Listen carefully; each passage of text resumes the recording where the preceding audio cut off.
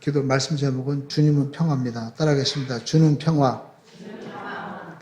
우리가 에베소서를 여러분 집에서 계속 이렇게 반복적으로 읽으시면 정말 큰 힘이 됩니다.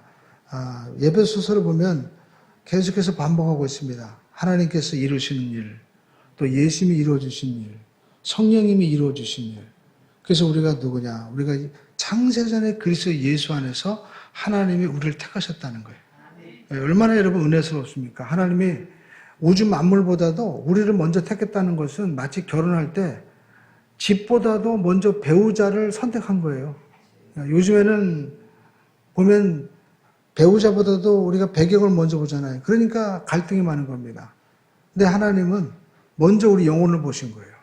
그래서 이 영혼이 우리 모든 인류가 사랑하는 사람들이 살 이 우주 만물을 지으신 것처럼 하나님은 먼저 택해 주셨다는 겁니다. 그것은 하나님 우주 만물보다 우리를 먼저 사랑하신 거예요. 그런데 우리는 하나님 앞에 모두가 하나님의 자녀인데 하나님 앞에 이 죄인이 함께 살 수 없으니까 죄 문제를 해결해야 되잖아요. 그래서 하나님이 직접 오셔서 그의 아들이 우리의 모든 죄와 허물을 다 대속해 주신 겁니다. 대신 다 갚아주셨다는 거예요. 그러니까 이게 얼마나 큰 은혜입니까? 그리고 이것을 성령께서 하시도록 해주신 거예요. 마치 우리가 이렇게 찬송을 이렇게 아름답게 들어도 우리 마음 가운데 기쁨과 소망이 오는 것은 성령님이 역사하시는 거잖아요. 그 성령님이 우리에게 막 소망을 주시는 거예요. 보증을 해주신 것입니다. 그래서 사도 바울이 기도할 때도 오직 하나님을 더 알게 하시고 또 주님께서 해주신 이 모든 권세와 능력이 얼마나 놀라운지 알게 해주시고 또 하나님께서 우리에게 주실 이 영원한 기업과 이 땅에서 주실 이 기업을 하나님 저들이 다 알게 해주시옵소서 계속해서 반복해서 기도하고 또 말씀을 이 에베소서에서 하고 있습니다. 에베소 6장에서 1장부터 3장까지는 계속 이 그리스도인의 정체성에 대한 말씀을 계속해서 하고 계신 거예요. 그리고 이제 3장부터 우리가 마지막 장까지에 어떻게 우리가 그리스도인의 이 풍성한 삶을 살 수 있는가 거기에 대한 말씀을 하고 계신 것이죠. 그러니까 하나님은 우리가 무엇보다도 이 은혜 위에 서 있기를 원하는 거예요. 그러니까 가정 같으면은 무엇보다도 사랑이 충만한 가정이 되기를 원하는 겁니다. 그러니까 여러분 가정에서도 우리 사랑하는 아내와 남편들을 위해서 우리가 그 어떤 것보다도 먼저 그 사랑을 심어줘야 돼요. 아침에 일어나면 여러분 우리 사랑하는 아내들은 뭘 해드려야 됩니까? 집안에 정말 아름다운 향기가 쫙 퍼져나가도록. 사람들을 보면 커피는 안 좋아해도 커피 향기 다 좋아하잖아요. 그죠? 그러니까 아침에 일어나서 우리 사랑하는 아내들이 먼저 일어나가지고 커피 향기를 쫙 한번 풍길 수 있도록 해놓는 거예요. 그럼 남편이 행복하는 겁니다. 거기다가 샌드위치라도 하나 이렇게 딱 구워놔가지고 빵 냄새 쫙 나보십시오. 빵은 싫어해도 빵이 구워질 때 냄새는 전부 다 좋죠. 그래서 백화점에 가면 1층에 지하에 보면 빵집을 항상 놓지 않습니까? 그럼 빵 냄새가 쫙 풍기면서 사람들이 행복한 거예요. 이처럼 우리가 집안에서도 그런 향기가 또 쫙 나면 행복하듯이 하나님도 우리 삶 가운데 먼저 은혜가 충만하기를 원하는 거예요. 그리고 나서 하나님이 하나님의 일을 할 수 있도록 역사하시는 겁니다. 여러분 기업에서도 보면은요, 돈은 자꾸만 쓰는 거예요. 뭔가 설비도 하고 지출을 하는데 수입이 따라오지 않으면 어떻게 됩니까? 부도가 나죠. 영적인 것도 마찬가지입니다. 하나님의 은혜가 우리가 공급되어지지 않는데 우리 삶 가운데 자꾸만 뭔가 이렇게 지출되는 일, 우리가 주님의 일도 마찬가지입니다. 우리가 주의 일을 해야 되지만 은혜를 받고 우리가 일을 해야지 그 밸런스가 무너지면 신앙이 무너지게 되는 겁니다. 저도 이 에베소서를 읽다 보니까 어렸을 때 제가 생각이 납니다. 제가 서대문 사거리에 있는 우리 여덟순복에 전에 있던 그 교회 다녔는데 가자마자 막 예배전 찬양도 시키고 막 열심히 일했어요. 근데 어느 순간 확 떨어지는 거예요. 그걸 몰랐죠. 근데 지금 생각하니까 은혜를 계속해서 충만하게 받아야 되는데 열심히 일도 했습니다. 막 청소도 하고 4층부터 막 1층까지 청소도 하고 그때 1층에서 수의를 보던 신학생이 지금 여의도 순복음교회 저기 오살리 기도원에 가 있는 김원철 목사님. 그분이 군대 갔다 와서 그때 그 신학생이었는데 1층에서 수의도 보고 그렇게 했었어요. 그러면서 저보고 그때 얘기했습니다. 야, 종태야, 너는 보니까 죄 전감이다, 야. 그러면서 한다는 소리가 좀 화장실 청소까지 같이 하면 안 되겠냐? 그래가지고 그냥 또 그냥 거기 울줄해가지고 청소도 막 하고 그랬었는데 가만히 보니까 신앙생활 하다가 넘어지게 되는 거예요. 왜 그런가 했더니 은혜가 계속 공급되지 못하기 때문에. 그래서 우리는요, 무엇보다도 사도 바울이 이 에베소 교회에 많은 문제가 있었습니다. 그런데 문제를 어떻게 해결하기 전에 하나님의 은혜를 계속해서 말하고 있는 거예요. 그래야만이 우리가 다시 일어설 수 있기 때문에. 오뚜기가 넘어져도 그 속에 이 가운데 이 쇳덩어리는 딱 붙잡혀 있잖아요. 중심이 잡혀 있으면, 은혜가 잡혀 있으면 다시 일어설 수 있는 것입니다. 그래서 이 에베소 교회는 당시 이 정말 주님의 말씀이 이루어진 교회예요. 사도 바울은 고린도전서 10장 32절에 이와 같이 말씀하고 있습니다. 한번 보면 유대인이나 헬라인에게나 하나님의 교회나 거치는 자가 되지 말아라.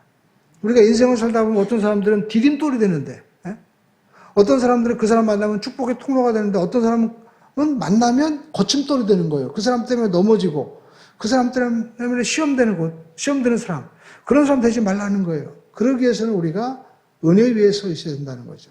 근데 사도 바울은 모든 사람을 세 종류로 본 겁니다. 어떤 사람, 이방인, 유대인, 그리고 그리스도의 교회. 그러니까 유대인은 어떤 분이냐면, 유대인은 글자 그대로 아브라함의 자손들. 그분들은 하나님의 말씀이 있고 할례를 받았습니다. 그런데 또 이 유대인 말고 다른 사람들은 누구냐? 이방인이라고 본 거예요. 그래서 이방인들을 대표적으로 그냥 헬라인이라고 한 겁니다. 그리고 하나님의 교회는 이제 예수님 안에서 이방인이나 헬라인이나 모두가 새롭게 한 형제 자매로서 그리스도의 자녀로서 모여있는 이 모임들, 그것이 바로 그리스도의 교회라는 거죠. 근데 이 말씀이 이루어진 거예요. 왜냐하면 예수님께서 그런 말씀하고 했거든요. 요한복음에 보면 내가 우리에 있는 양뿐만 아니라 우리 밖에 있는 양도 내가 인도하신다고 했습니다. 그러니까 이것은 유대인뿐만 아니라 유대인 아닌 이방인들도 내가 인도해서 내가 그들의 양무리의 그 목자가 되겠다고 하시는데, 그 말씀대로 이 에베소 교회는 유대인들과 그리고 이방인들이 함께 하나님의 자녀가 되어서 예배하는 그런 공동체가 된 거예요. 그런데 그들이 이렇게 하나님의 자녀로서 공동체가 되어서 하나님을 예배하는데 여전히 갈등이 있는 거예요. 너는 이방인이잖아, 난 유대인이야 하는 그 갈등, 그런 갈등이 있었기 때문에 주님께서 이 바울은 그들에게 예수님께서 이 이방인과 유대인들 사이에 있는 막혀있는 담을 허물어 주셨다라고 우리에게 말씀하고 있습니다. 그래서 우리는 첫 번째, 이 이방인이 어떤 사람이었나, 이것을 우리가 오늘 성경에서 알아야 됩니다. 11절로 우리가 12절을 보십시오. 함께 한번 읽어보겠습니다. 2장 11절로 12절. 그러므로 생각하라. 너희는 그때 육체로는 이방인이요 손으로 육체에 행한 할례를 받은 무리라 칭하는 자들로부터 할례를 받지 않는 무리라 칭함을 받는 자들이라. 그때 너희는 그리스도 밖에 있었고 이스라엘 나라 밖의 사람이라. 약속의 언약들에 대하여는 웬이요 세상에서 소망이 없고.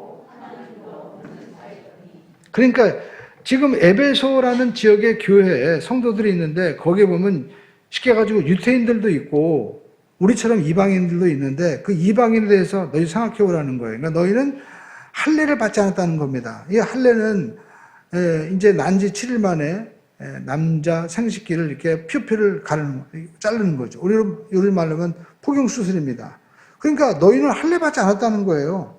그리고 너희는 그리스도 밖에 있었고 이스라엘 밖의 사람이었기 때문에 하나님의 언약이 없었다는 겁니다. 그렇기 때문에 소망이 없었다는 거예요. 영생에 대한 소망, 하나님의 자녀로서 우리가 누려야 될 그 영원한 기업에 대한 소망이 없던 사람이었다는 거예요. 그렇기 때문에 이 언약이 없는 이 이방인, 헬라인에 대해서 유대인들은 어떻게 생각하느냐? 아주 심하게 생각했습니다. 개로 여겼어요. 개로. 요즘에는 반려견이기 때문에 우리가 개로 여긴다. 그럼 어떤 사람은 어린 애들은 그래요. 나는 태어나면 개로 태어났으면 좋겠다.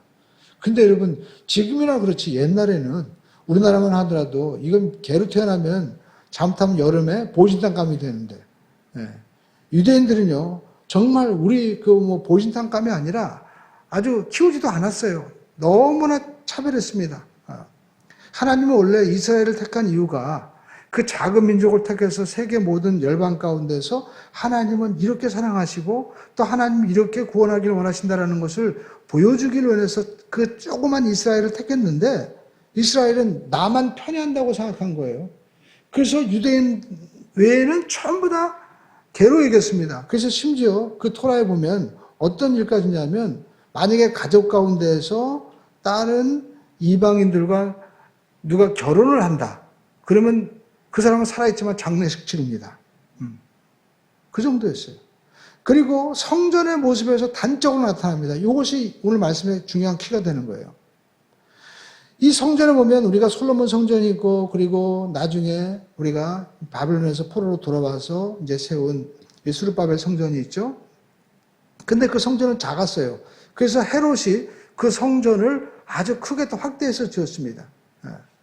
근데 이 헤롯 성전을 보면 우리가 이 성전에 지성소가 있고 성소가 있고 성막들이 있습니다. 그리고 또 이 성막들을 보면 무엇이냐면 이 그러니까 남자들이 모여서 예배할 수 있는 성막들이 있는 반면에 여인들은 그 안으로 못 들어가 있고 남녀 간의 차별이 있었어요. 그리고 그 가운데 또 뭐가 있냐면 이방인의 뜰. 그러니까 우리가 출애굽기에 보면 이스라엘 백성들이 애굽에서 노예에서 자유함을 얻었을 때 이스라엘 백성만 나온 게 아닙니다. 거기 보면 허다한 잡족이라고 표현되어 있어요. 그러니까 다른 모든 나라들 백성들 가운데 노예로 있던 사람들도 함께 나와서 신의 산에 가서 말씀을 받고 함께 예배하는 사람이 된 거죠. 근데도 불구하고 그들은 이 아브라함의 자손, 정식 유대인이 아닌 사람들은 이방인이라고 해서 하나님 앞에 예배하는 그 성전에서도 어디서 예배를 드렸냐면 그들은 그 성막에 있는 그 뜰도 들어가지도 못하고 아예 밖에 담을 쳐놓고 그 담도 1.5m로 돼 있어요. 여인의 뜰을 또 밖에 담을 쳐놔가지고 거기 있었습니다. 그러니까 이 사람들은 예배 드리러 와서 지금으로 말하면 성전에 들어오지도 못하고 저 교회 마당도 아니고 마당에 또 담이 쳐져 있는데 그 담 바깥에서 앉아서 거기서 예배를 드리는 거예요. 이게 완전히 엄청난 차별인 거죠. 그러면서 거기에 그 벽에 뭐라고 써 있냐면 이 벽을 넘어가는 자는 반드시 죽임을 당하리라. 이것이 라틴어, 헬라어로 이렇게 히브리어로 딱 써져 있는 것이 기록된 것이 이제 우리로 고고학이죠. 그 유물로 나온 거예요. 그러니까 엄청난 차별이 심한 거죠. 이걸 우리가 알게 되면 13절의 말씀이 이해가 됩니다. 13절 말씀 읽어볼까요? 시작. 이제는 전에 멀리 있던 너희가 그렇습니다. 우리는 도저히 하나님 앞으로 갈 수 없는 이방인인데 예수님께서 십자가에 못 박혀 죽으신 그 피의 사건으로 말미암아 우리가 하나님 앞으로 나갈 수 있는 가깝게 나갈 수 있는 은혜가 임한 거예요. 그래서 우리가 성경에 보면 예수님이 십자가에 못 박혀 죽으셨을 때 지성소의 휘장이 위에서부터 아래로 갈라지죠. 예수 말씀한 대로 요한복음 2장에 이 성전을 허물어라. 그럼 내가 사흘 만에 다시 내가 세우리라라고 말씀한 대로 이제는 눈에 보이는 성전이 아니고 보이지 않는 새로운 예배 성전이 주님의 십자가 죽음으로 이루어져서 이방인이나 그리고 유대인이나 모두가 하나님 앞에 나갈 수 있는 은혜가 임한 거예요. 저는 어렸을 때 이게 저기 사직공원 거기에서 전도를 많이 했습니다. 그러면 어른들이 그런 거예요. 야, 우리는 단군 조상인데 무슨 이방인 거기 막 유대인들이 믿는 그런 예수를 믿냐 그렇게 얘기하는 거예요. 저는 그때 사실 대답을 못했어요. 그 말이 맞는 것 같아. 네, 그래서 우리 동네에 있는 이 단군 이 대종교가 있는데 거기서 제가 가서 또 몇 년 동안 배우고 그랬습니다. 그러니까 이 단군에 대해서 그 공부도 하고 막 그랬거든요. 그래서 제가 야 성경을 모르니까 그걸 모르는 거죠. 근데 성경을 아니까 아 예수님이 이런 일을 해주셨구나. 예수님이 하나님이시구나. 빌립에게 하나님 보여주실 때 나를 본 자는 아버지를 보았다라고 말씀하는 거예요.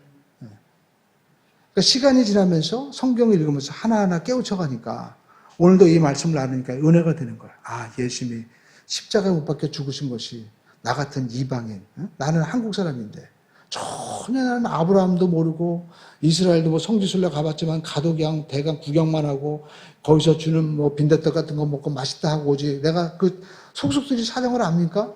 근데 아 예수님 해주신 일이 이렇게 이방인과 우리 그리스도인 사이에 이 막혀있는 유대인들의 이 담을 완전히 허물어져서 이제는 하나님 앞에 이런 성소의 예배가 아니라 누구든지 하나님 앞에 나가서 하나님 아버지라고 부르면 아버지가 내가 여기 있다. 할렐루야. 이게 얼마나 큰 은혜요. 하나님은 우주 만물을 지으신 분이기 때문에 사실 이 사람이 지은 성소에 거할 수가 없는 거예요. 그래서 예수님이 성전을 다 허물어 주시고 누구든지 주님의 이름을 부르는 자는 구원을 베풀어 주시고 하나님의 아버지가 되시는 은혜를 우리에게 베풀어 주신 것입니다. 그래서 유대인들은 이 사실을 몰랐기 때문에 그렇게 핍박한 거예요. 그러니까 인종차별이죠. 우리나라도 여러분 많은 사람들이 우리는 5천년 역사 가운데 계속해서 우리는 핍박받았지. 우리는 남을 우리가 침범하거나 때리는 일 없습니다. 하지만 우리나라도 만만치 않습니다. 우리나라도 기질적으로 대단한 민족이에요. 왜냐하면 우리는 중국 사람들도 보면 그냥 뭐예요? 짱깨라고 그러고 또 일본 사람들을 여러분 우리가 쪽발이라고 무시하는 나라는요 세계 우리나라밖에 없대요. 그 정도로 우리나라가 너무나 많은 핍박도 받고 그리고 또 고통 가는 가운데 이제 그냥 쉽게 해가지고 이렇게 저렇게 고통 다 당해봤으니까 못할 게 뭐 있냐 어쩐 그런 마음도 있고 또 우리는요 사실 하나님의 큰 은혜를 받았습니다. 근데 우리는 사실 우리도 만만치 않은 민족이었다는 거예요. 제가 역사를 보니까 우리나라에 화교들이 사는 곳이 있잖아요. 그 화교들이 사는 곳이 우리가 보면 저기 그 서울의 중구에 보면은 그 중국 지금 대사관도 있지만 그 소공동 근처, 또 우리가 그 안국동 그 위쪽에 그런데 중국인들이 와서 살았는데 어떻게 살게 됐냐면 원래 이 조선에서 중국에 우리 상인들이 중국에 가가지고 무역을 자유롭게 할 수 있도록 좀 지역을 달라. 그래가지고 그럼 너희들도 달라. 그래가지고 우리도 중국에 그리고 중국도 우리의 화교들이 중국 사람이 와서 살 수 있는 곳을 마련해 주었습니다. 근데 중국 사람들이 요청한 것이 왕궁과 가까운 곳을 요구한 거예요. 왜 그랬을까요?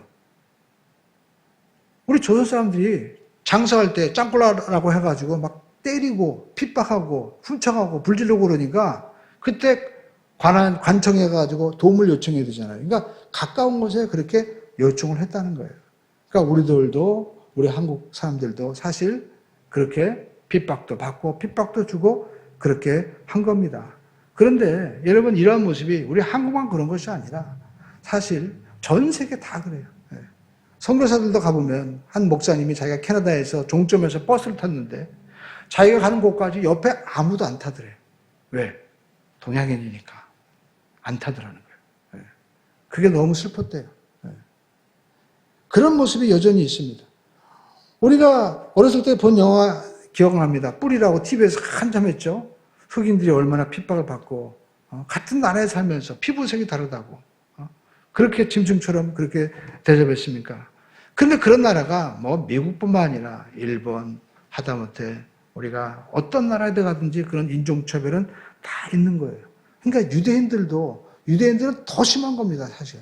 자기는 또 하나님이 특별히 택한 민족이라고 하면서 이방인들을 다 완전히 그렇게 무시하고 설사 그들이 개종을 했다 하더라도 그렇게 담을 쌓아놓고 못 들어오게 했던 것입니다.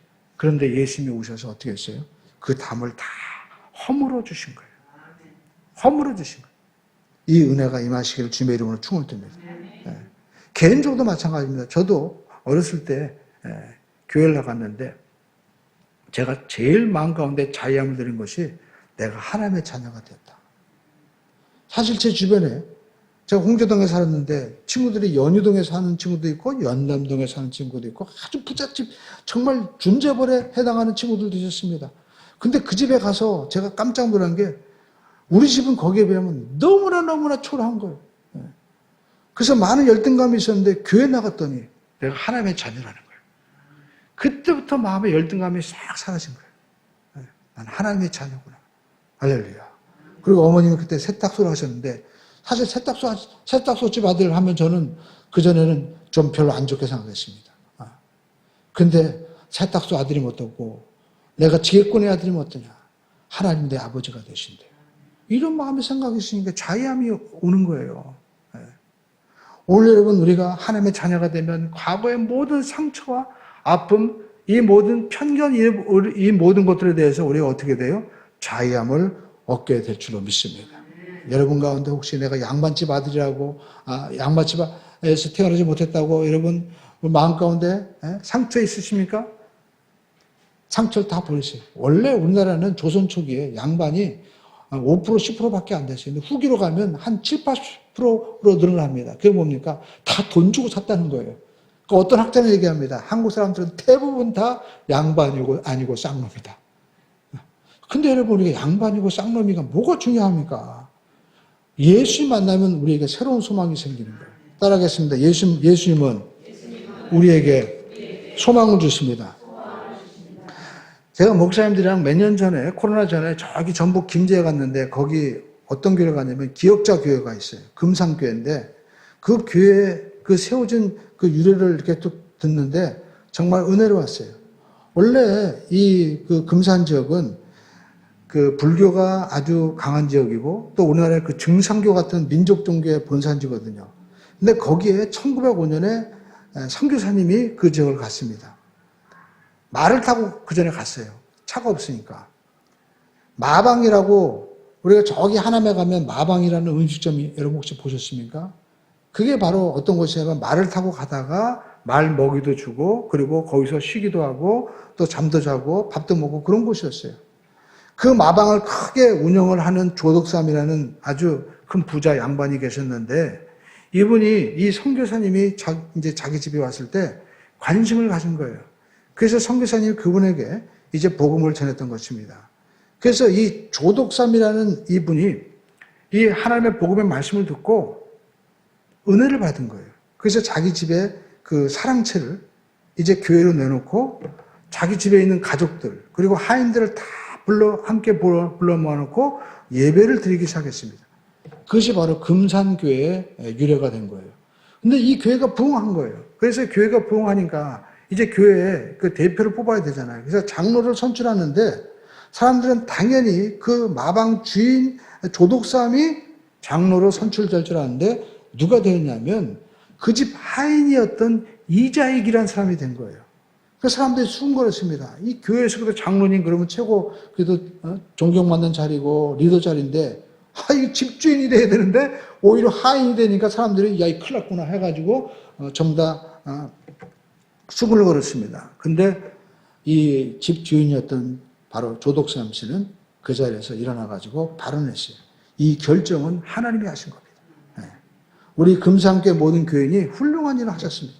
제가 이제 장로로 선출된 이 이자익 우리 장로님을 잘 제가 받들어 교회를 섬기겠습니다. 그래가지고 자기가 사람들 앞에 얘기해 사람들이 너무나 감격해서 박수를 치고 또 이 일이 전국에 알려지면서 한국교회에 큰 충격을 준 거예요. 왜냐하면 그래도 역시 양반 쌍놈이 그렇게 여전히 존재하던 그 조선 말기에 이런 일을 한다는 것이 굉장히 큰 일이었거든요.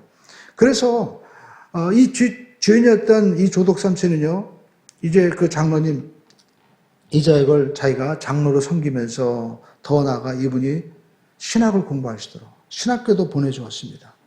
그리고 이 이자익이라는 나중에 장로님은 목회자가 됐어요. 그래서 우리나라의 이 조선 그 장로교 역사를 보면 2대, 3대 총회장이 바로 이자익, 바로 이 마방의 하인이었던 분이었습니다. 그리고 이 집안에서 굉장히 큰 인물들이 또 많이 나왔어요. 그래가지고 지금도 가보면 그 가운데 아무튼 이름을 댈 만한 알 수 있는 이러한 분들, 기업을 하는 분도 있고 또 정치계에 나온 유명한 분들도 있고 또 후손들이 지금도 여전히 그곳에서 그 교회를 잘 섬기고 있다는 겁니다. 여러분, 그래서 양민과 천민이 아주 확실했던 이 조선시대에 이 한국교회가 보여준 모습은 굉장했던 거예요. 그래서 우리나라의 선각자들이 특별히 우리가 존경하는 김구 선생님이 그런 말을 했습니다. 조선에 경찰서 100개 세우는 것보다 교회 하나 세우는 게 낫다. 그만큼 이렇게 영향력이 있었던 것이죠. 그리고 교회는 한국의 희망이다 얘기한 겁니다. 지금도 마찬가지입니다. 교회에 많은 문제가 있다고 하지만 여러분 이렇게 우리가 완전한 복음 안에서 자유함을 주고 희망을 줄 수 있는 이 메시지는 바로 예수님밖에 없는 거예요. 오늘 여러분, 예수님께서는 우리의 모든 담을 다 허물어 주신 것입니다. 여러분과 저의 삶 가운데 있는 과거의 상처와 아픔의 이 허물도 다 주님께서 용서해 주신 거예요. 천국에 가면 깜짝 놀라는 것이 있습니다. 그것이 무엇입니까? 우리의 죄가 다 없어졌다는 거예요.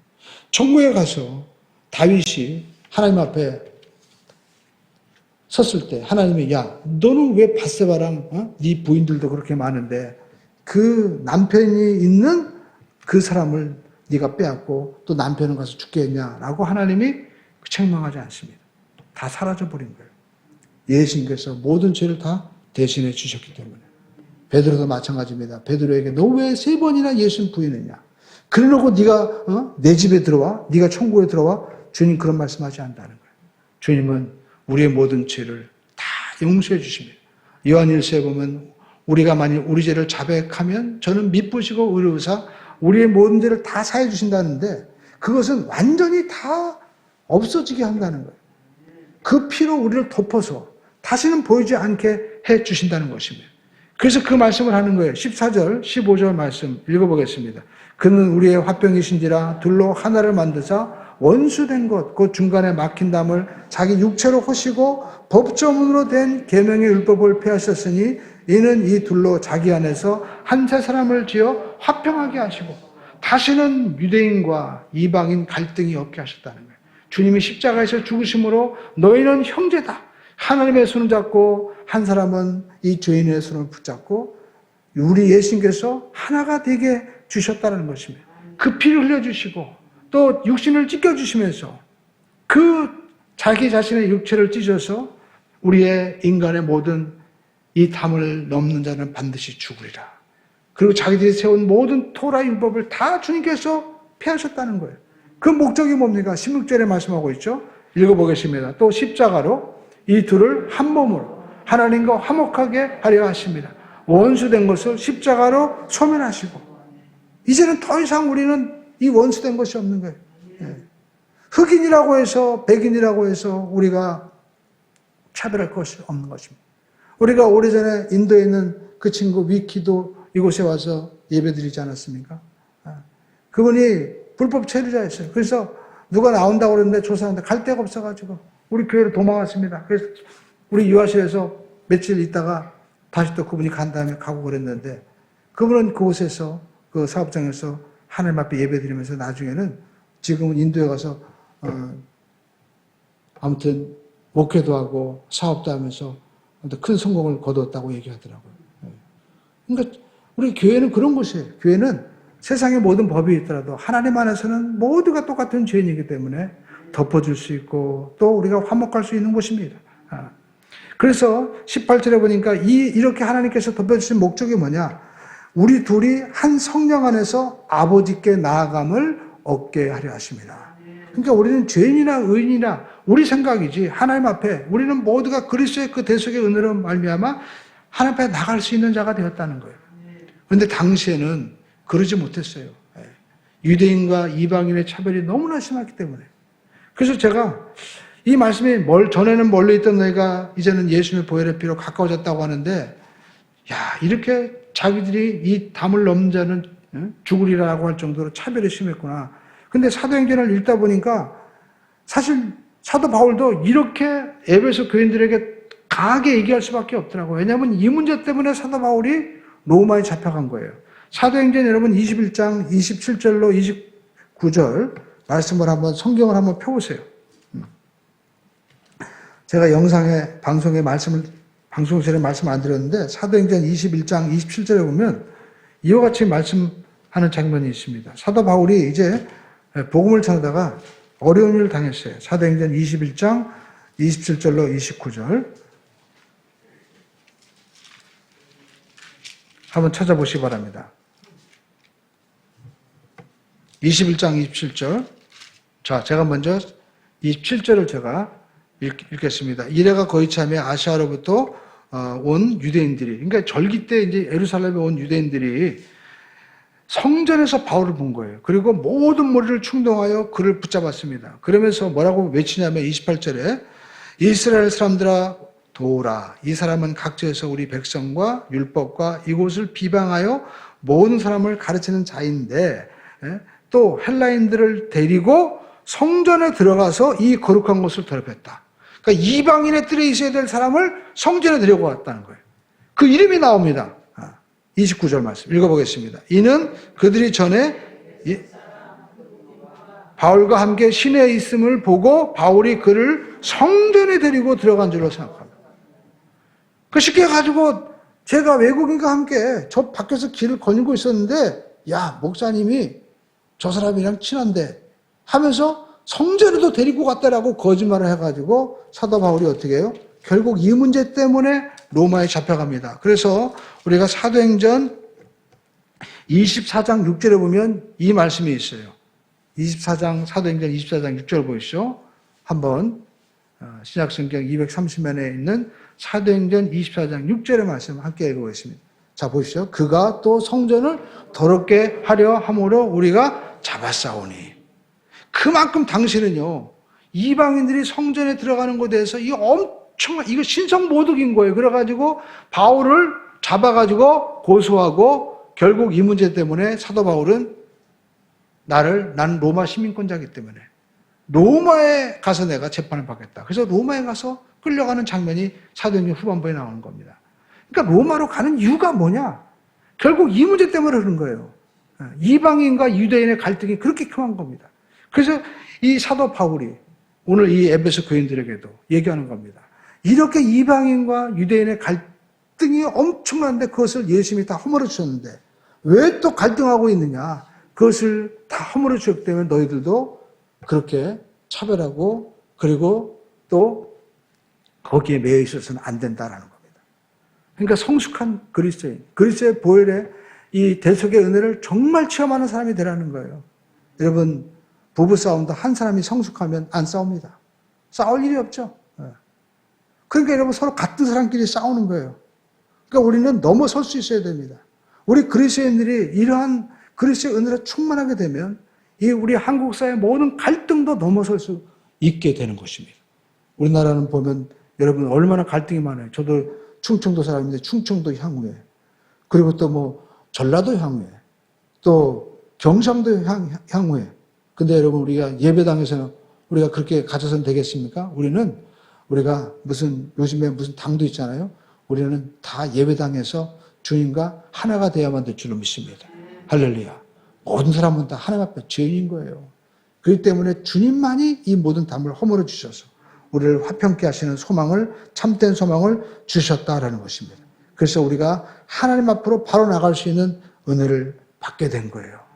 그래서 세 번째 따라가겠습니다. 성령님이 우리를 성전으로 삼아 주셨습니다.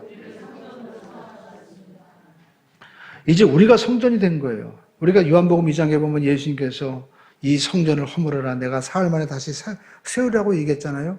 근데 성전에서 그때 뭘 했냐면 이방인의 뜰에서 그들이 장사를 하고 있었습니다. 이방인의 뜰에서 이방인들이 거기서 그나마 하나님 앞에 나와서 예배를 해야 되는데 대제사장이나 서기관 이런 사람들이 이 이방인의 뜰에서 동물을 매매하고 거기서 장사할 수 있도록 걷다 해놓은 거예요. 그러니까 그분들이 거기서 기도도 할 수 없잖아요. 아니 거기서 막 양이 막 울고 그리고 거기서 비둘기를 팔고 막 시끄러운데 그나마 하나님 앞에 나간다고 해서 이방인의 뜰까지 갔는데 거기에 장사터를 펴냈는데 하나님 마음이 어떻겠어요? 예수님 마음이 차별하는 것도 뭐 모자라서 이제는 거기다 장사터로 만들어고 아예 기도도 못하게 그러니까 예수님께서 다 뒤집어 엎으시고 내 집은 만민이 이방인들까지도 기도하는 집이다. 주님이 말씀해 주신 거예요. 근데 예수님은 이 성전도 내가 아예 다 허물어버려라. 이제 모든 사람이 성전이 되어서 누군지 주님의 이름을 부르기만 하면 내가 그들과 함께 하겠다. 그래서 교회를 통해서 하나님의 교회를 이루어가는 거예요. 그래서 여러분 19절 20절 말씀 읽어보겠습니다. 그러므로 이제부터 너희는 외인도 아니요 나그네도 아니요 우리 오직 성도들과 동일한 시민이요 하나님의 권속 하나님의 가족이라는 말입니다. 20절 말씀 읽어보겠습니다. 시작. 너희는 사도들과 선지자들의 터 위에 세우심을 입은 자라. 그래서 예수께서 친히 모퉁이의 뜰이 되셨느니라. 아멘. 놀라운 말씀이죠. 오늘 여러분 우리가 지금 어디에 서 있느냐? 예수님의 이 터 위에 서 있다는 거예요. 그리고 사도들과 선지자들이 이것을 증거했는데 그 터 위에 서 있다는 거예요. 여러분 세상에도 줄이 있죠. 우리가 어떤 모임에 가든지 누구 줄을 잘 타라. 정치도 줄이 있고 회사에서도 사장 줄이냐 상무 줄이냐 뭐 다 줄이 있잖아요. 근데 여러분 우리는 누구 줄을 붙잡고 있습니까? 예수님 줄 붙잡고 있는 거예요. 할렐루야. 그렇기 때문에 세상에 그 어떤 것도 넘어지게 하거나 쓰러지게 하거나 우리를 어떻게 할 수가 없는 거예요. 왜냐하면 하나님의 사랑이 우리를 붙잡고 있기 때문에. 이 하나님의 사랑을 붙잡고 있는 자에게 하나님이 넘어질 것 같지만 요셉처럼 노예로 끌려가고 감옥에 끌려가고 다 망했다고 하는데 하나님이 그곳에서 불러주셔서 애굽의 최고의 총리로 세워주시는 거예요. 오늘 여러분 하나님 앞에 이 하나님의 줄을 붙잡고 있기만 하면 하나님의 가장 최고의 복된 자로 저와 여러분들을 세워줄 줄로 믿습니다. 이 일을 위해서 교회가 지금 어떤 일을 하고 있느냐. 21절 22절 말씀 읽어보겠습니다. 그의 안에서 건물마다 서로 연결하여 주 안에서 성전이 되어가고 너희도 성령 안에서 되기 위하여 그리스도 예수 안에서 함께 지어져 가느니라. 예수님이 교회의 머리털이 되시고 그리고 이 건물이 지어져 가는데 율법과 의식이 아닙니다. 세상의 철학이 아닙니다. 성령 안에서 지어져 간다는 거예요. 하나님의 사랑 안에서 지어져 가기 때문에 여기에는 시험도 없고 여기에는 고통이 없습니다. 만약 여기 어떤 의식이 있어가지고 여러분이 교회 나와서 우리가 어떤 종교처럼 집을 바쳐서 뭘 하면 천국 간다. 아닙니다. 오직 주님의 사랑 안에서 믿기만 하면 다 하나님이 자녀로 삼아주시는 거예요. 여러분 공기를 우리가 매일 숨쉬는데 뭐 공기 산소값 내라고 얘기합니까? 다이버들이 잠수할 때는 이 산소 탱크 하나에 얼마라고 하더라고요. 근데 여러분 우리가 평생 동안 숨쉬는 공기 하나님이 여러분 돈 내라고 하지 않습니다. 예수님께서 대속해 주신 은혜도 마찬가지입니다. 내가 이렇게 크신 은혜를 내가 베풀었으니 너희들 은혜를 갚아라 하지 않습니다. 그래서 에베소 2장 8절에 보니까 너희가 그 은혜로 인해서 믿음으로 말미암아 구원받았나니 이것이 너희에게서 난 것이 아니라 행위에서 난 것이 아니니 이는 누구든지 자랑치 못하게 하려 함이라. 오직 우리는 그 은혜를 감사하며 믿고 나가기만 하면 하나님 안에서 자녀가 되게 하시고 권속이 되게 하시고 또 저와 여러분들을 하나님이 어떻게 해요? 성령 안에서 이제 하나님이 우리가 성전이 되어서 하나님이 함께 하시면서 하나님을 향해서 아멘 하나님 아버지라고 부르면 하나님이 여기 있다 대답하시고 하나님이 우리를 성전 삼고 함께 하시는 거예요. 근데 여러분 지어져 간다는 것은 아직 완성되지 않았다는 겁니다. 저와 여러분들은 다 하나님이 부르셨는데 전부 다 다른 거예요. 교회 와서 제일 갈등하는 게 뭐냐면 저 사람은 왜 저러지? 나는 이런데 하면서 다른 걸 틀리다고 생각합니다. 여러분 다른 거지 틀린 게 아닙니다. 어떤 사람은 그래요. 난 열심히 봉사하는데 마르다와 마르다처럼 왜 저 사람은 봉사하지 않습니까? 왜 저 사람 멀쩡히 서 있습니까? 서 있는 게 은사예요. 서 있는 사람도 있어야 봉사하는 사람도 있죠. 그렇죠? 그 사람이 또 언제 또 봉사할지 모르는 거예요. 저 사람은 전도하는데 난 너는 왜 전도 안 하냐? 아니 그 사람은 전도하는 거 어떻게 전도하나 볼 수도 있는 거예요. 그러니까 우리가 판단하지 마시고 마치 우리가 공사장에 가면 공사 중 출입금지 현장 소장백 하는 것처럼 하나님이 우리 자녀 우리 가정 한 사람 한 사람을 다 성령 안에서 지어가고 있다는 겁니다. 우리는 뭘 하면 됩니까? 기도만 하면 되는 거예요. 기도만 하면 하나님이 그 마음을 감화시켜서 하나님 반드시 세워주시고 역사하실 줄로 믿습니다. 성령께서 주시는 이 은혜로 우리가 이 에베소 교회처럼 우리 삶 가운데 정말 진정한 평화를 주시는 분은 바로 예수님. 그 예수님의 이 깨어진 피와 살의 역사가 우리의 가정에도 우리 삶 속에도 일어남으로 말미암아 우리 삶 가운데 있었던 모든 담이 허물어지고 또 우리 모두가 진정 함께 손잡고 하나님의 보좌 앞으로 나갈 수 있는 은혜의 길이 성령 안에서 이루어지고 또 이 하나님의 교회 안에서 한 사람 한 사람 세워지게 되기를 주님의 이름으로 축원드립니다.